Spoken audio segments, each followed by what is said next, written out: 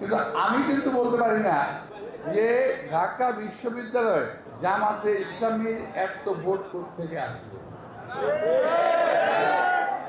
আর তলে তলে আওয়ামী লীগের সঙ্গে আঘাত করে ছাত্রলীগের সকল ভোট জামাত নিয়ে সফল করার জন্য তিনি দীপ্ত শপথ নিয়ে ডাকসু ইলেকশন হয়েছে। ইলেকশনে বিএনপি হেরে গেছে, এটা আমরা বলতে পারি না। কিন্তু আমি কিন্তু বলতে পারি না যে ঢাকা বিশ্ববিদ্যালয় জামাতে ইসলামীর এত ভোট থেকে আসবে।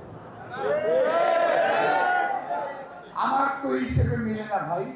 আমি বলতে চাই না যে আমাকে আক্ষেপ করেছে, আমি বলতে চাই দেশে একটা গভীর ষড়যন্ত্রের আভাস পাচ্ছি আমি।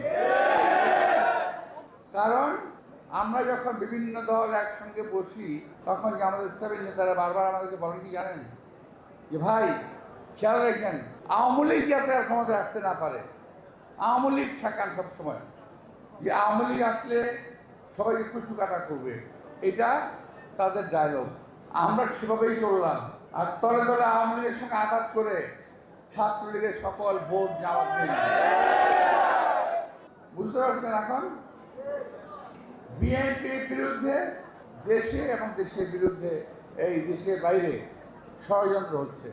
কারণ বিএনপি একটি মাত্র দল বাংলাদেশে, যেই দলের হাতে বাংলাদেশের স্বাধীনতা নিরাপদ, সার্বভৌমত্ব নিরাপদ, মানুষের জান মাল নিরাপদ। আপনি বলতে পারেন যে হ্যাঁ 5ই আগস্টের পরে তো বিএনপির লোকেরা অনেক অত্যাচার করতেছে ইত্যাদি ইত্যাদি। কথাটা সঠিক নয়। বিএনপির সঙ্গে আওয়ামী লীগ মিশি অপকর্ম করছে, আবার জামাতের সঙ্গে আওয়ামী লীগ মিলে অপকর্ম করছে। সমস্ত দোষ বিএনপির উপরে আসছে।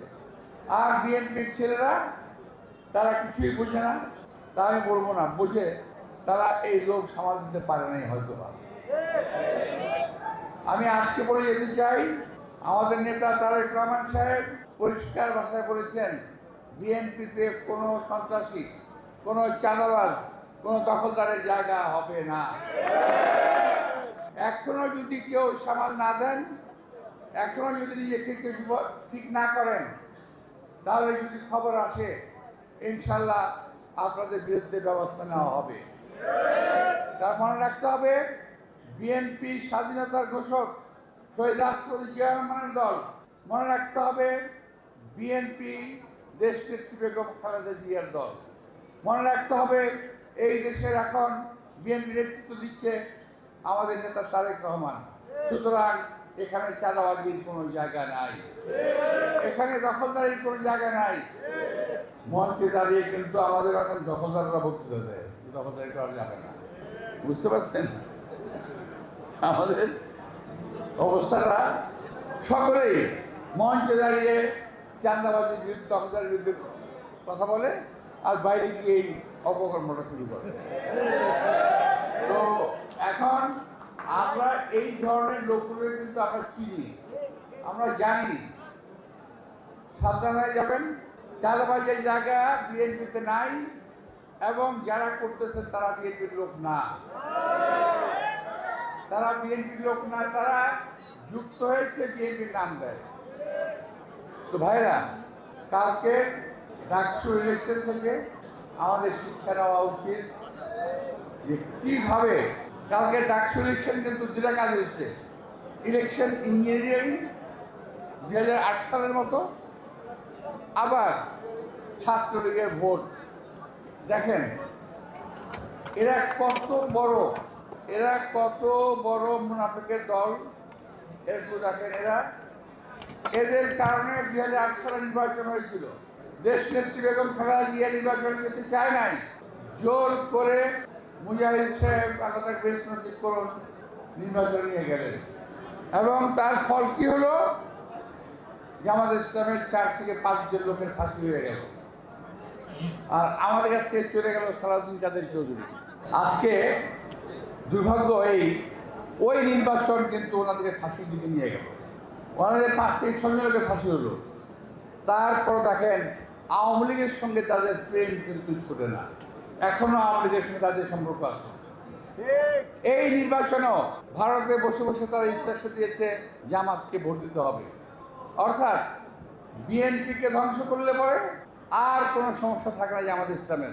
আওয়ামী লীগ বাইরে থেকে বসে জামাতকে বলবে এই যে মৌলবাদীরা সব দেশে আছে, সুতরাং এই দেশটাকে দখল করতে হবে, এরকম চিন্তা আমরা আওয়ামী লীগের ভিতরে আছে, কিন্তু কিছুই বুঝতে পারছে না দেশটা কোন দিকে যাচ্ছে। আরেকটা বিষয় হলো, আমাদের এই দেশকে বিএনপি নেতা শহীদ রাষ্ট্রপতি জিয়া রহমান স্বাধীন করেছিলেন, এই দেশের মুক্তিযোদ্ধাদের সঙ্গে নিয়ে দেশটাকে স্বাধীন করেছিলেন।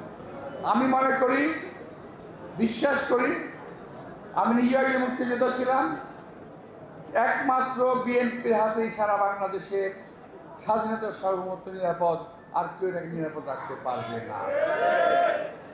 সুতরাং আমাদের ভুল ত্রুটি যাই হয়েছে সব কিছু সংশোধন করে আসুন, সামনে আমাদের যা আরও কঠিন পরীক্ষা আছে, সেই পরীক্ষায় জয়লাভের জন্য যা করা দরকার নিজেদের দল মত নির্বিশেষে ঐক্যবদ্ধভাবে দেশের স্বাধীনতা সার্বভৌমত্ব রক্ষা করি।